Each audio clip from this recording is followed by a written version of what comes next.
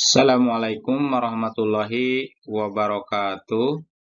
Nama saya Dede Irawan ST, Unit Kerja SMK Negeri 4 Tasikmalaya, Kantor Cabang Dinas Pendidikan Wilayah 12, Provinsi Jawa Barat.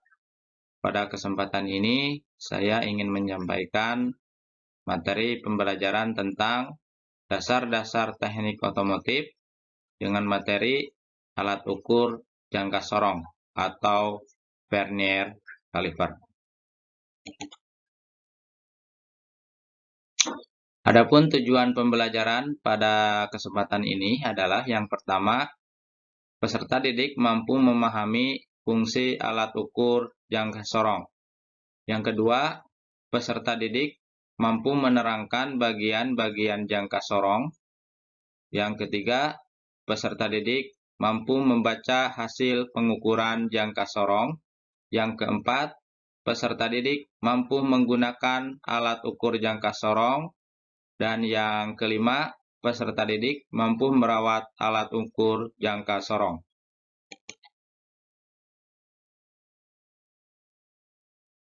Jangka sorong atau dengan nama lain vernier caliper atau biasa disebut juga sigmat atau mistar geser. Alat ini merupakan salah satu alat ukur mekanik yang banyak dipergunakan dalam bidang teknik otomotif. Fungsi dari alat ukur ini adalah yang pertama, mengukur benda kerja pada bagian luar, baik berbentuk kubus, persegi panjang, bujur sangkar, ataupun bulat. Yang kedua, mengukur benda kerja pada bagian dalam, baik itu berbentuk pipa bulat, segi empat, dan lain-lain. Yang ketiga, mengukur kedalaman suatu lubang atau kedalaman. Yang keempat, mengukur ketinggian benda yang bertingkat. Adapun bagian-bagian jangka sorong, yang pertama adalah outside jaw. Fungsinya untuk mengukur bagian luar. Yang kedua, ada inside jaw. Fungsinya untuk mengukur bagian dalam. Dan yang ketiga adalah deep bar. Fungsinya untuk mengukur kedalaman. Yang nomor 4, step. Fungsinya untuk mengukur ketinggian.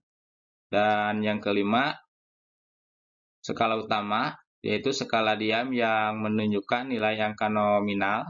Yang keenam, yaitu skala vernier atau skala Nennius, yaitu skala geser yang menunjukkan angka desimal yang menambah ketelitian hasil ukur.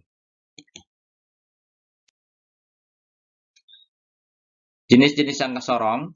Pada umumnya, pada teknik otomotif digunakan dua jenis jangka sorong, yaitu jangka sorong dengan ketelitian 0,02 dan jangka sorong dengan ketelitian 0,05. Untuk yang ketelitian 0,02, skala verniernya terbagi ke dalam 50 ruas, dan untuk yang ketelitian 0,02, skala verniernya terbagi ke dalam 20 ruas. Cara pembacaan jangka sorong. Setidaknya ada 3 cara untuk membaca jangka sorong. Yang pertama, baca skala utama dengan membaca garis angka 0 skala vernier terletak pada ruas atau garis keberapa di skala utama. Ini akan menunjukkan angka nominal. Yang kedua, baca skala vernier dengan membaca garis keberapa dari skala vernier yang lurus dengan garis skala utama. Ini akan menunjukkan angka desimal.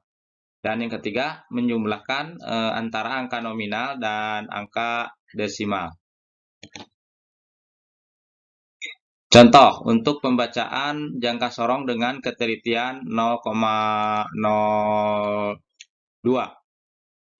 Kita lihat pada gambar, skala utama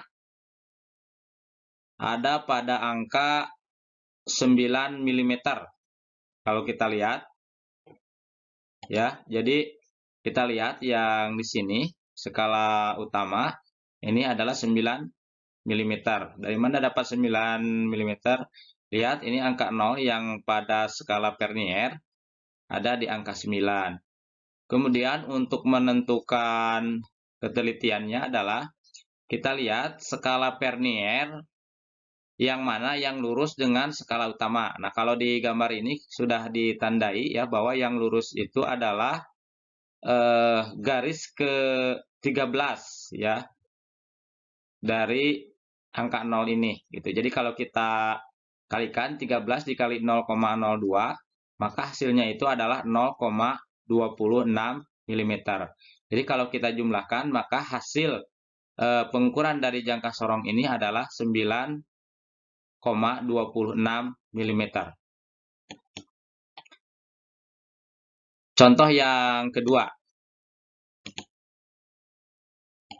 Kita lihat pada gambar berikut ya, berapa hasil pengukuran pada jangka sorong berikut ini. Kita lihat 0 ini, 0 pada skala Vernier, posisinya ada di mana? Ya, kalau kita lihat ini posisinya adalah ada di angka 17 pada skala utama. Nah, berarti ini skala utamanya adalah 17 mm. Kemudian untuk skala Verniernya adalah kita lihat skala Vernier mana yang lurus dengan skala utama. Nah, kalau di gambar ini sudah kita tandai ya bahwa yang lurusnya itu adalah garis ke-20 ya kalau dihitung dari angka 0 ini. Nah, garis 20. Maka 20 dikalikan dengan 0,02 mm, hasilnya itu adalah 0,40 mm. Jadi kalau kita jumlahkan 17 ditambah 0,40 mm, maka hasilnya adalah 17,40 mm. Kemudian untuk jangka sorong dengan ketelitian 0,05 mm untuk cara pembacaannya sama, hanya ketelitiannya saja yang berbeda. Contoh seperti pada gambar berikut. Kalau kita lihat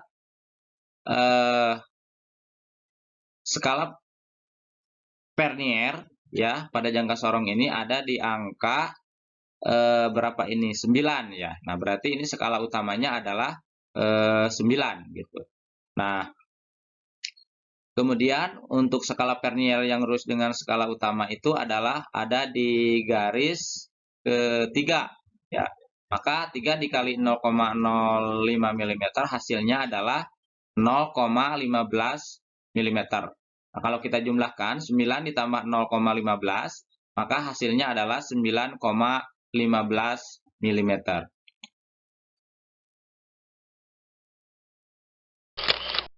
Contoh yang kedua, ini juga sama.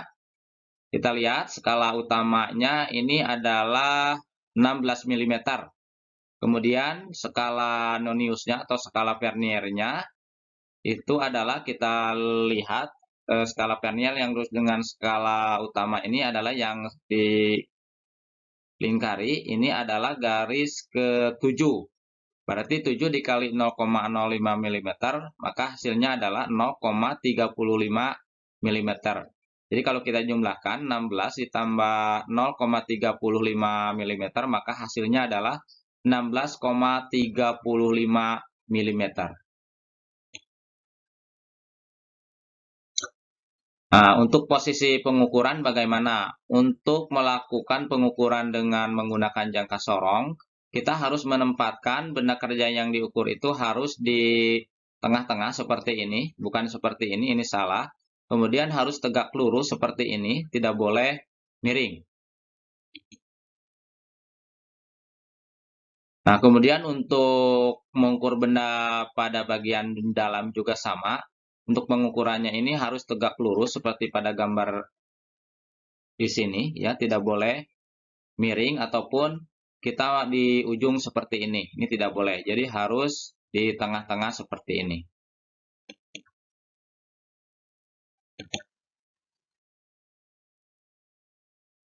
Untuk mengukur kedalaman juga sama. kita tempatkan dip bar atau ekor dari jangka sorong ini tegak lurus terhadap bidang yang diukur. Jangan miring seperti ini.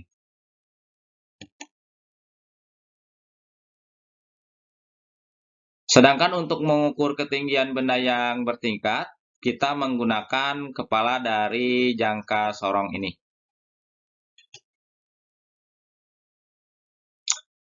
Nah, ini contoh penggunaan jangka sorong. Jangka sorong ini dipakai misalkan untuk mengukur ketebalan kanvas kopling, kemudian untuk mengukur ketebalan kanvas rem, dan lain-lain. Banyak sekali penggunaan jangka sorong ini dalam bidang otomotif.